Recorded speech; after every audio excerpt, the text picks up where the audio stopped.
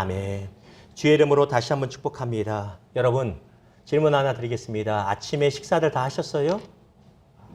안 하셨어요? 아침에 소화가 잘 되셨습니까? 예, 잘 되셨다니 다행입니다. 왜 소화가 잘 됐냐고 여쭤보냐면 아침 일부 예배를 저희가 9시 15분부터 10시 정도까지 드리는데 제 느낌이 그래요. 일부 예배 때 똑같은 말씀인데 제가 굉장히 죽을 썼어. 그래가지고 왜 죽을 썼을까? 여러분이 소화가 혹시 안 되면 죽을 써도 괜찮은데 2부 예배 때는 밥을 해드려야 되는데 그게 걱정이 되더라고요. 여러분 죽이든 밥이든 주의 은혜 받으시기를 주님의 이름으로 축복합니다. 오늘 말씀을 가지고 예수님의 마음을 품은 사람들이라는 주제로 주의 마음을 나눌 것입니다. 우리 사진 하나 보겠습니다. 두 장의 사진이 있습니다. 저게 무엇입니까? 컵입니다. 컵. 여러분 잘 아는. 그런데 잘 보이신지 모르겠습니다. 2005년 6월 12일 미국 텍사스 달라스에서 앞에 있는 제가 목사 안수식을 받을 때, 목사 안수를 받을 때 기념품으로 제작했던 컵입니다.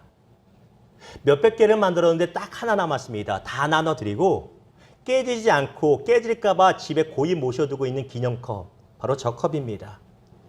이 컵을 기념품 가게에서 주문할 때 사장님이 이렇게 물어보시더라고요. 전도사님, 당신 전도사였습니까? 기념컵에 어떤 성경 구절을 넣기를 원하십니까? 물어보세요. 그래서 제가 빌립보서 2장 5절 말씀 넣어주십시오.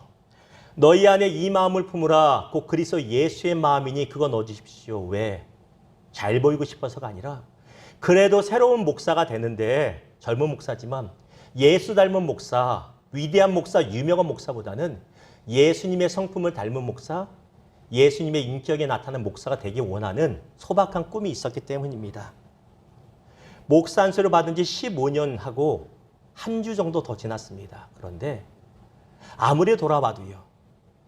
여전히 예수를 품지 못했어요.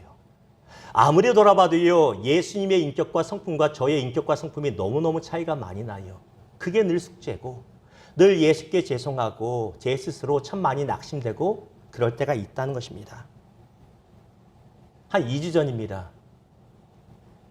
비전센터 출입구를 여러분 아시죠? 뒤편으로 있는 거. 비전센터 출입구를 어떤 큰 차가 며칠을 막고 주차되어 있는 거예요. 빼겠지 했는데 빼지 않아요. 이틀 3일 지나도 빼지 않습니다. 전화를 할까 했는데 전화번호도 없어요. 어땠을까요? 마음에 화가 나기 시작하는데 견딜 수가 없는 거예요. 누군지도 모르고 마음 같아서는 누구야 나와 소리 지르고 싶은데 동네방네 그럴 수는 없잖아요. 새벽 예배를 마치고 영상 예배를 마치고 혼자 나와서 산책하는데 그 비전센터 컴플렉스를 그 건물 단지를 관리하시는 경비 아저씨 한 분이 보입니다.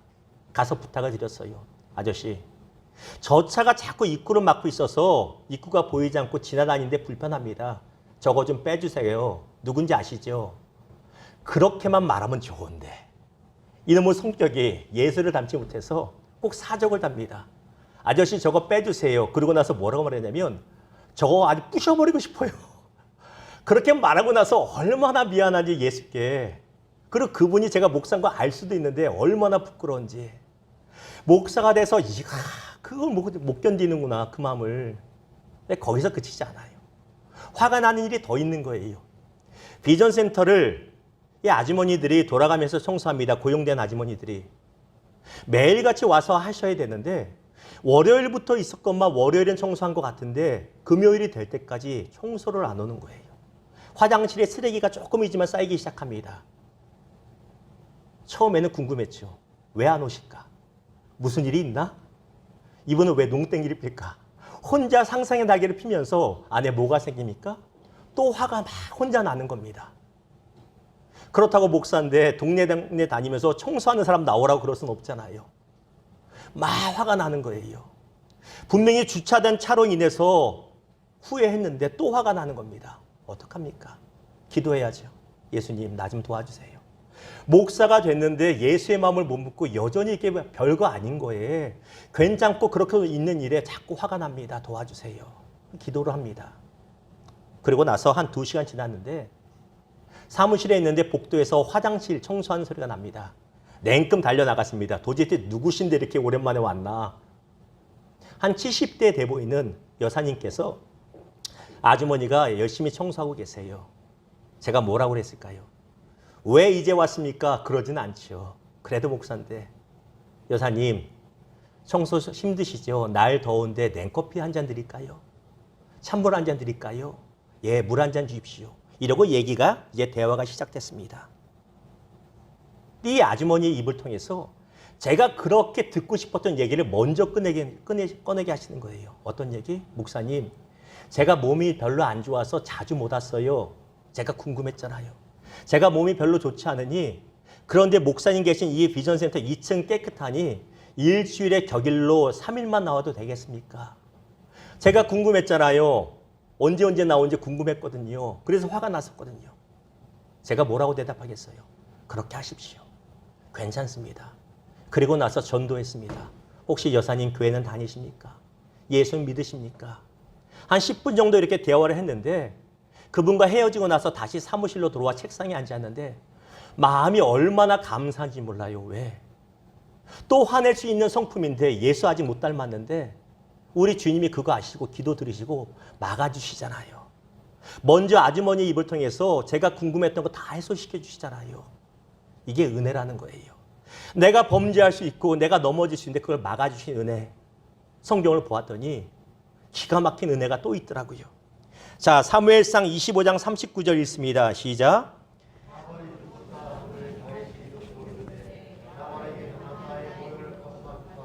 종으로 악한 일을 하지 않게 하신 여호와를 찬송할지로다.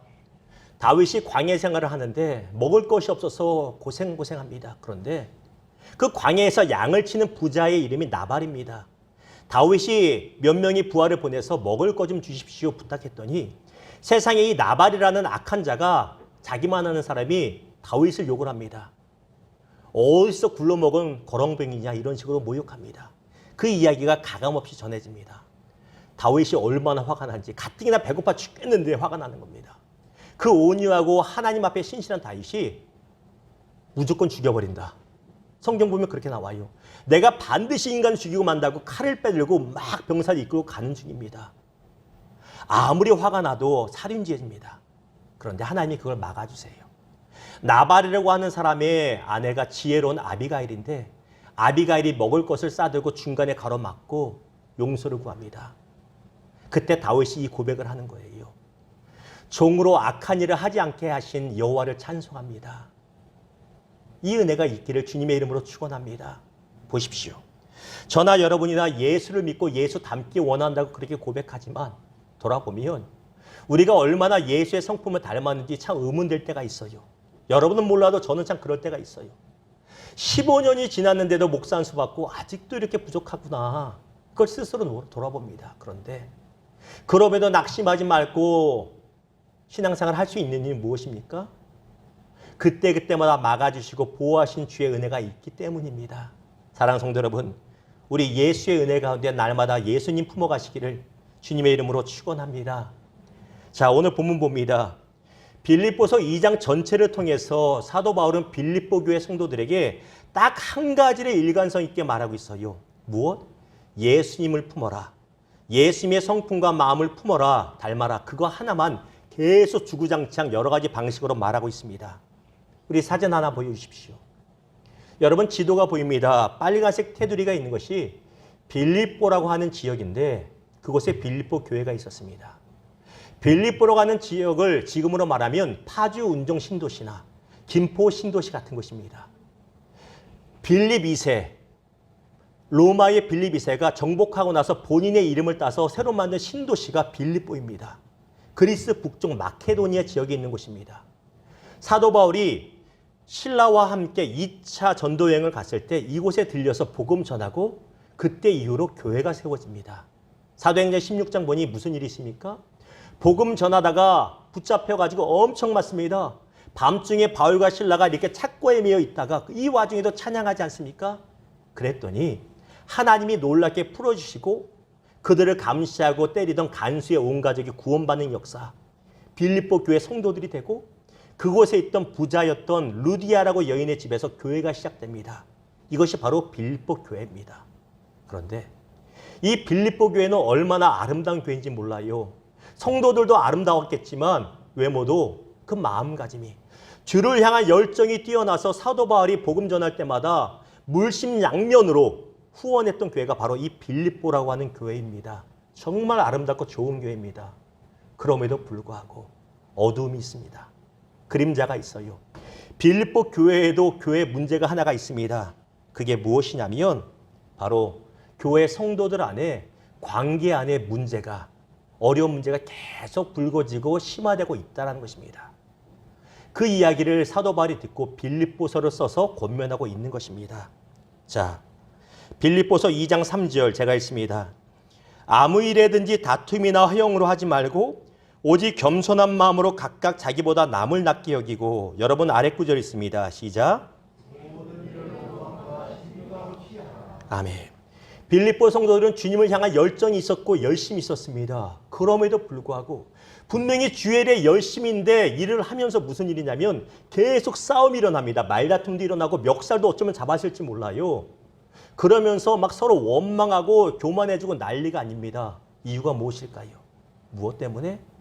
열심은 있는데 그들 안에 예수의 마음이 없었던 것이에요. 이게 중요합니다. 열심 내는 건 너무나 좋은 것이에요. 그런데 그거보다 중요한 게 무엇이냐면 성도 안에 교회 안에 열심 있는 것이 열심보다 예수님의 마음을 품는 것이 훨씬 더 중요하다라는 것입니다. 특별히 그들 중에 두 사람이 예수의 마음이 없이 일을 열심히 했습니다. 그래서 문제가 됩니다. 빌립보서 4장 2절 봅니다. 내가 유오디아를 권하고 순두개를 권하노니 주 안에서 같은 마음을 품으라. 유오디아와 순두개는 두 여성 자매입니다. 어떻게 보면 1 여성교회장, 2 여성교회장 이 정도 직급 받은 사람들입니다. 열심으로 물불 안 가리고 주의 일을 하는데 문제는 내 의가 너무 드러나요. 내 주장이 너무 강해요.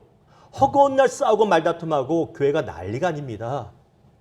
예수의 마음을 품지 않고 교회를 열심히 하니까 예수의 향기가 나오는 것이 아니라 악취가 풍기고 성도들 안에 지체들 안에 상처를 받고 어려움이 되었다는 것입니다. 무엇 때문에? 예수 마음 없이 일하면 이렇게 어려워지는 것입니다. 사랑하는 성도 여러분, 우리 안에 열심이 있기를 소망합니다. 그러나 어떤 열심보다 예수님의 성품을 품을 수 있기를 주님의 이름으로 축원합니다. 그게 중요합니다. 그게 없으면 아무것도 아니라는 것이에요. 5절 말씀 봅니다. 같이 읽습니다. 시작. 곧 그리스도 예수의 마음을 품으라고 말합니다. 너희 안에. 전통적으로 너희 안에라는 구절을 해석할 때는 저와 여러분 각 사람 안에 예수의 성품을 닮으십시오. 이것도 맞습니다. 그런데 요즘 나온 NIV 영어 성경에 보면 in your relationship이라고 나옵니다. 다시 말하면 너희가 서로 관계하는 중에 너희 공동체 관계 속에 반드시 예수의 마음이 품고 있어야 된다 이걸 말합니다. 그런데 말씀드린 바와 같이 빌립보 교회의 배경을 보면 상황적 배경을 보면 후자의 해석이 더 맞습니다. 개인적으로도 예수의 마음 품어야 되지만 교회 생활하면서 예수의 마음이 없으면 안 된다라고 말하는 것입니다. 그렇다면 예수의 마음이 무엇입니까? 마태복음 11장 29절은 이렇게 말합니다. 나는 마음이 온유하고 겸손하니 나의 멍에를 메고 내게 배우라. 그리하면 너희 마음이 쉼을 얻으리니. 나는 겸손하다는 것이 예수의 마음이고 빌립보서 2장 3절 시작. 아무 일에든지 오직 겸손한 마음으로 각각 자기보다 남을 낫게 여기고 겸손한 마음 이것이 예수 마음이고 이걸 품으라고 계속 권면하고 있는 것입니다. 왜 이유가 무엇입니까? 내 열심은 결국 내 자랑이 됩니다. 겸손함이 없잖아요. 내가 아무리 열심히 해도 내 자랑됩니다. 그리고 남을 판단하고 비판하는 도구가 됩니다. 아, 저 사람 참 게을러. 참 교회를 안 해. 그 기준이 무엇이에요? 나는 하는데 너는 왜 안 하냐 이거예요. 그러니 악취가 날 수밖에 없죠. 내가 하는데도. 분명히 일은 하는데도 악취가 나고 상처가 되고 어려움이 되는 것입니다. 무엇이 없어서? 예수님의 겸손의 성품이 없으면 무너질 수밖에 없다는 것입니다. 그렇기 때문에 결국 원망이 생기고 시비거리가 생긴다는 것입니다. 이런 이야기 많이 들었습니다. 작년인가 재작년에 저희 교회 말고 제가 아는 분 교회, 진짜 저희 교회 아닙니다. 교회 이 바자회, 가을에 바자회를 하는데 난리가 난 거예요. 부엌에서 그릇을 집어 던지고 배추와 막 이런 걸 집어 던지고 싸움박질이 난 겁니다. 왜? 여성교회 회장들끼리 일하는 방식이 다른 거예요. 김치를 담가도 고춧가루 넣는 순서가 다르고 다 다르지 않습니까? 자기가 하고 싶은 대로 다 하겠다고 싸우는 거예요. 주례를 하겠다고 성교 바자회를 준비하는 교회에서 그릇 집어 던지고 음식 집어 던져 싸우는 게 이게 무슨 은혜가 되냔 말이에요. 무엇 때문에? 예수의 겸손한 마음 없으면 아무것도 아니라는 것입니다. 여러분, 어느 공동체나 회사에 일을 정말 잘하는 사람이 있습니다. 그런데 일을 기가 막히게 잘함에도 불구하고 사람들에게 사랑받지 못하고 인정받지 못하는 사람들이 있어요. 있죠. 왜 그럴까요? 크게 이유가 두 가지입니다. 하나는 그 모습 가운데 알게 모르게 몸에 교만한 모습이 배어 있습니다. 그걸 사람이 봅니다. 내가 여기서 제일 열심이야. 나는 남들하고 같지 않아. 이런 태도가 있는 거예요. 나 아니면 돌아가? 나 아니면 직장에 돌아가? 나 아니면 우리 교회가 되겠어? 이런 마음이 있는 거 사람이 아니 인정을 못 받습니다. 또 하나는 그런 마음이 말로서 무례한 말로 자꾸 나오니까 인정받지 못하고 사랑받지 못한다는 것입니다. 겸손한 사람이 사랑받습니다. 일을 좀 잘 못해도 겸손한 사랑은 어디 가나 사랑받습니다. 예수님의 겸손한 성품 받아서 사랑받는 저와 여러분 되기를 주님의 이름으로 축복합니다. 다른 것 없어요. 겸손하면 사랑받습니다. 그렇다면 예수님의 겸손은 구체적으로 무엇일까요? 우리 구절을 살펴볼까요? 6절입니다. 그는 근본 하나님의 본체시나 하나님과 동등됨을 취할 것으로 여기지 아니하시고 예수님은 하나님의 아들로서 동등한 신성을 가지셨습니다. 그럼에도 불구하고 영광을 받으려고 하지 않고 내려두시고 포기하셨다라는 것이에요. 누가복음 18장 19절이 이렇게 말하죠. 예수께서 이르시되 내가 어찌하여 나를 선하다 일컫느냐? 하나님 한 분 외에는 선한 이가 없느니라. 한 젊은 관원이 와서 예수님께 이렇게 말합니다. 선한 선생님이요. 내가 구원받으려면 어떻게 해야 됩니까? 그 앞에 무엇이라 말해요? 선한 선생님이요. 예수님이 죄가 있습니까? 없습니까? 없으십니다. 그러니 선한 선생님 말하는 게 옳습니까? 틀립니까? 맞는 말입니다. 그럼에도 불구하고 예수님이 뭐라고 말씀하세요? 선한 존재는 하나님 아버지뿐이야. 나 똑같은 대우밖에 원치 않는다. 그걸 모시는 거예요. 이게 겸손입니다. 반면에 우리의 모습, 적어도 저의 모습은 어떤지 아세요? 어떤 위대한 사람하고 하나 동일한 것이라도 있으면 혈액형 하나라도 똑같고 출신 고향이라도 똑같으면 니캉내캉 똑같네 하면서 맘먹으려 하는 거. 이게 저의 모습이고 어쩌면 우리 안에 있는 부족한 모습이란 것입니다. 예수님은 하나님의 아들이셔서 능력이 있으셨지만 하나님과 동일한 영광 받기를 원치 않으셨다는 것입니다. 7절 여러분 읽습니다. 시작.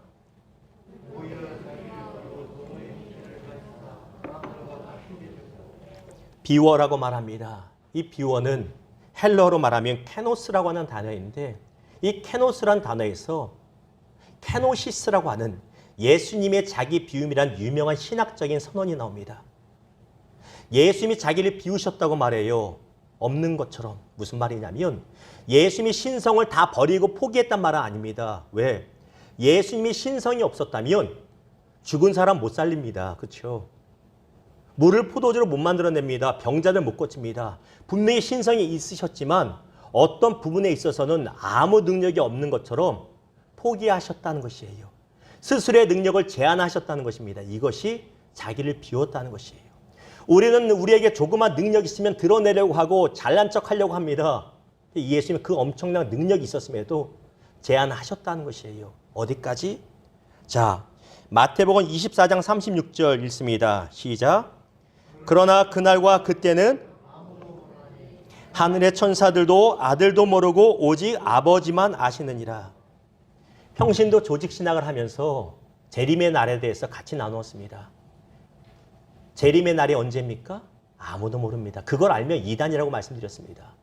오직 하나님만이 아신다고 예수님이 이렇게 선언하십니다. 그런데 정말 예수님이 모르시느냐 말이에요. 아니에요. 예수님이 아십니다. 왜? 하나님과 친밀한 삼위일체 하나님이시기 때문에 알 수 있고 하나님과 동일한 능력이 있기 때문에 알 수 있습니다. 여러분 추우시죠? 에어컨 꺼주시면 좋겠습니다.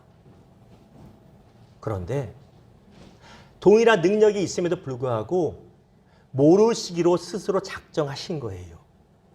이게 쉬운 게 아닙니다. 능력이 없으면 모르니까 넘어가지만 내가 아는데 그 엄청난 비밀을 알면서도 모르기로 작정했다라는 것입니다. 이것이 예수님의 자기 비우심이란 것입니다. 8절 봅니다. 같이 읽습니다. 시작. 사람의 모양으로 나타나사 자기를 낮추시고 죽기까지 복종하셨으니 그 십자가에 죽으심이라. 예수님을 자기를 비우셨을 뿐만 아니라 낮추시는데 창조주 하나님으로서 피조물이 인간의 몸으로 이 땅에 인카네이션, 성육신 하십니다. 이것만 해도 엄청나게 낮추신 것인데 자기를 죽기까지 어디에? 십자가의 그 비참한 자리, 수치스러운 자리까지 낮추셨다는 것입니다. 로마 시대에 이 십자가 죽음은 로마 시민들에겐 주지 않았습니다. 로마 시민들이 아무리 잘못해도 목을 벤지언정 십자가는 주지 않아요. 사도 바울이 십자가 받지 않잖아요. 목뱀을 당해서도. 그만큼 참혹하고 수치스럽기 때문에. 십자가의 고통이 크지만 그냥 고통만 큰 것이 아니라 다 발가벗겨서 매답니다. 우리가 영화나 그림 보면 최소한 우리의 이미지를 위해서, 예수님을 위해서 그래도 속옷 하나는 남겨주는데 그렇지 않습니다. 다 벗깁니다. 그래서 성경에 보면 겉옷을 제비 뽑아 나눠 찢고 속옷을 제비 뽑아 한 사람이 가졌다고 말합니다. 다 벗긴 상태로 매다는 것이에요. 예수님 그 당시 나이가 33살 성인입니다. 남녀노소 쳐다보는데 십자가의 그 고통, 창에 찌는 고통도 크지만 얼마나 창피하겠어요. 그 수치가. 몇 시간을 매달려 있는 그 수치입니다. 길게는 죽지 않으면 며칠 동안 매달려 있는 수치가 십자가의 형벌입니다. 예수님이 그걸 감당하십니다. 거기까지 내려가셨습니다. 그것이 바로 예수님의 겸손입니다. 우리는 조금 내려가고 나서 더 이상은 안 돼. 나도 자존심 있지 말하지 않습니까? 더 이상은 안 돼. 더 용납 못해. 더 이상은 용서 못해. 더 이상은 나도 양보 못해. 이게 우리 모습 아니냔 말입니다. 우리가 온전히 예수님 따라갈 수는 없겠지만 그래도 예수의 겸손을 날마다 닮아져 낮아질 수 있기를 주님의 이름으로 축원합니다. 한 짧은 영상이 있습니다. 준비는 못했습니다만 그 영상에 보면 이런 이야기가 나옵니다. 한 나이 많은 늙은 아버지가 어떻게 됐는지 장성한 아들하고 사이가 안 좋아요. 사이가 소원한 아들한테 용기를 내서 전화를 합니다. 아침 일찍. 아들이 퉁명스럽게 받아요. 왜요? 사이가 안 좋으니까. 왜 그런지 이유는 모릅니다. 아버지가 한참 뜸을 들이다가 뭐라고 얘기합니다. 짧게. 그리고 전화를 끊었는데 1시간 정도 있다가 며느리가 시아버지한테 전화를 해요. 아버님, 도대체 1시간 전에 애아빠한테 뭐라고 했기에 애아빠가 방에 들어가 통곡을 하고 울고 있습니까? 1시간 내내. 뭐라고 했을 것 같습니까? 유산 하나도 못 준다 그랬을까요? 호적에서 판다고 그랬을까요? 내가 죽을 병 걸렸다고 그랬을까요?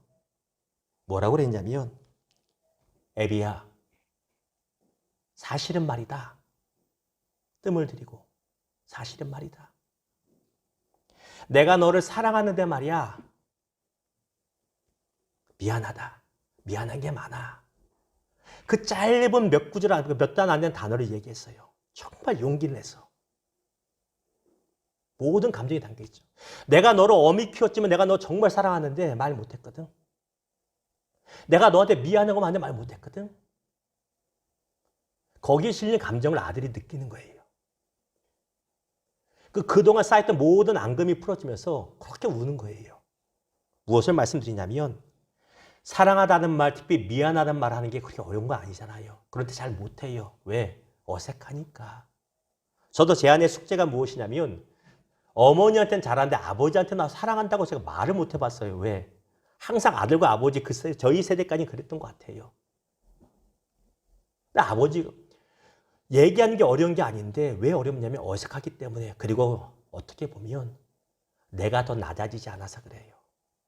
그 사람과 나의 관계에 있어서 내가 한 번 더 낮아지면 내가 먼저 미안하다고 말할 수 있는데 그게 걸리는 거예요. 그 자존심이. 내가 먼저 사랑한다고 말하면 내가 지는 것 같거든요. 내가 먼저 미안하다 말하면 내가 지는 것 같고 내 존재가 무시당하는 것 같거든요. 그 낮아지지를 못하는 거예요. 근데 그걸 낮아지잖아요. 오래 묵혀있던 감정이 살아나는 거예요. 기쁨이. 오래 있던 평화가 묶여있던 슬픔이 사라지고 평화가 일어나는 겁니다. 사랑하는 여러분, 예수님의 겸손함의 마음을 닮아가서 먼저 사랑한다 말할 수 있기를, 특별히 먼저 미안하다 말할 수 있는 저와 여러분 되기를 주님의 이름으로 축원합니다. 지금 말하려고 하면 다 말해요. 근데 진짜 여러분 말하기 힘든 사람이 있거든요. 그거 할 수 있는 게 그게 겸손입니다. 특별한 게 아니에요. 말씀을 맺겠습니다. 우리가 잘 아는 민족의 지도자 백범 김구 선생님의 이야기를 드리며 말씀을 맺고자 합니다. 이미진 준비 안 했는데 김구 선생님 누군지 아시죠? 다 알 것 같아서 준비 안 한 거예요. 모르시면 나중에 방송 보시면 영상에 나옵니다. 이렇게 다 나올 거예요. 마음 착한 사람만 보일 거예요. 착하지 않으면 안 보이고. 김구 선생님이 어렸을 때 그때까지만 해도 우리나라가 아직 일본에 완전히 뺏기지 않아서 과거 제도가 있었습니다. 과거 시험을 봤는데 실력도 부족했지만 당시에 구한말인이 부정부패가 너무 많아서 돈을 매기지 않으면 뽑아주질 않는 거예요. 똑 떨어졌습니다. 너무너무 속상하고 화가 나는 겁니다. 그래서 마음을 먹습니다. 내가 다시는 관직 안 올라간다. 과거 안 본다. 딴 거 한다. 그 아버지의 조언을 받아서 마의상서라고 하는 책을 열심히 독파합니다. 여러분, 마의상서라는 책이 무슨 책인지 아세요? 이 책이 관상학에 관한 책이에요. 관상으로 1인자 된다고 관상학을 열심히 공부합니다. 근데 웬걸요? 마의상서를 읽고 연구하면 연구해서 더 낙심이 되네? 왜? 그 책에 나온 내용에 의하면 김구, 백범의 본인의 얼굴은 귀격이나 북격, 다시 말하면 귀해지고 부유해질 얼굴형이 아니라 천격, 빈격, 흉격입니다. 천해지고 빈해지고 흉한 인생이에요. 너무너무 속상합니다. 모르면 괜찮은데 이걸 알았으니 더 속상합니다. 어쩌지 하는데 마의상서에 이런 구절이 한 구절이 있어요. 보여주십시오. 같이 읽습니다. 시작.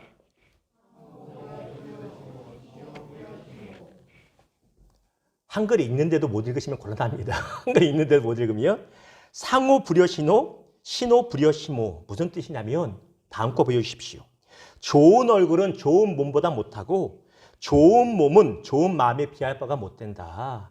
얼짱여도 몸짱보다 못하고 요즘 말로 하면 몸짱 얼짱여도 심짱 마음이 좋아야 복되고 복받는다 그겁니다. 가장 귀한 게 뭐예요? 마음이 아름다워야 마음을 잘 써야 복받아. 그게 중요하다는 말을 듣고 위로를 받습니다. 그때부터 어떻게 하냐면 마음을 예쁘게 해야겠다 해서 책을 독파를 합니다. 1년 동안. 수십 권의 책을 어떻게 하면 내 마음이 이쁘게 되고 좋은 마음이 될까? 답은 못 찾습니다. 마음이 이쁘게 된 책을 읽었는데 계속 화가 날 때 있고 이상한 생각 들 때 있어서 못 찾아요. 근데 놀라운 사실은 무엇인지 아세요? 성경은 거기에 대한 정답을 넘어 명답을 우리에게 주고 있다는 것입니다. 그게 무엇입니까? 오늘 본문입니다. 같이 읽습니다. 빌립보서 2장 5절 시작. 그리스도 예수의 마음을 품으면 우리 마음이 아름다워지고 그게 복된 인생이 된다라고 분명히 말합니다. 빌립보서 2장 9절이 이렇게 말합니다. 이러므로 하나님이 그를 지극히 높여 모든 이름 위에 뛰어난 이름을 주사. 이러므로 무슨 뜻입니까? 8절까지 어떤 일이 있었어요? 예수님이 겸손함으로 자신을 십자가에 죽으신까지 낮추셨으니 겸손의 대로 밑바닥으로 내려오자 하나님의 때에 하나님이 다시 높이셨다는 것입니다. 예수님에게만 적용되는 것이 아니라 우리 모두에게도 동일하게 적용됩니다. 뜨고 싶으십니까? 낮추시기를 주님의 이름으로 축원합니다. 내가 낮아지고 낮아져야 하나님 우리를 높이신다는 것입니다. 머리에서 가슴까지 30cm라고 하는 책이 있습니다. 그 에세이집에 보면 이런 이야기가 나옵니다. 어떤 사람이 1000m 정상 산에 올라가 있습니다. 산봉우리를 밟고 있습니다. 야, 내 인생은 1000m 정복했어 그러고 있는데 옆에 산을 봤더니 3000m짜리가 있습니다. 저기도 가고 싶다. 왜? 올라가고 싶잖아요. 근데 올라가고 싶으면 어떻게 해야 될까요? 1000m 정상에서 3000m 정상으로 한 번에 점프를 해버리면 홍길동처럼 될까요? 불가능하지요. 아니면 독수리처럼 그곳으로 한 방에 날아가면 될까요? 그것도 불가능하지요. 답이 무엇입니까? 1000m 정상으로 다시 아래로 내려와야 돼요. 낮은 계곡까지 내려와야 옆에 3000m 다시 올라갈 수 있는 것이에요. 무슨 말입니까? 봉우리에서 더 높은 봉우리로 올라가려면 반드시 겸손의 낮은 골짜기를 통과해야 된다는 것입니다. 이게 없이 되는 경우가 있어요. 그런데 그것 때문에 망한다는 것입니다.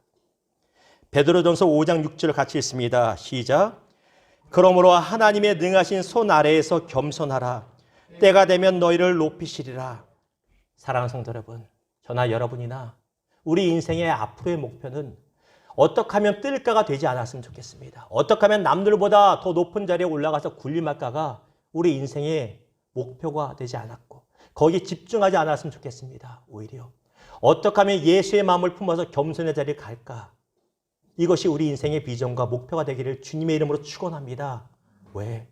그렇게 될 때 나를 통해서 우리 가정에 회복이 일어나고 그렇게 된 나를 통해서 교회 가운데 회복이 일어나고 이웃과 민족 가운데 회복이 일어난다는 것입니다. 왜 안 돼요?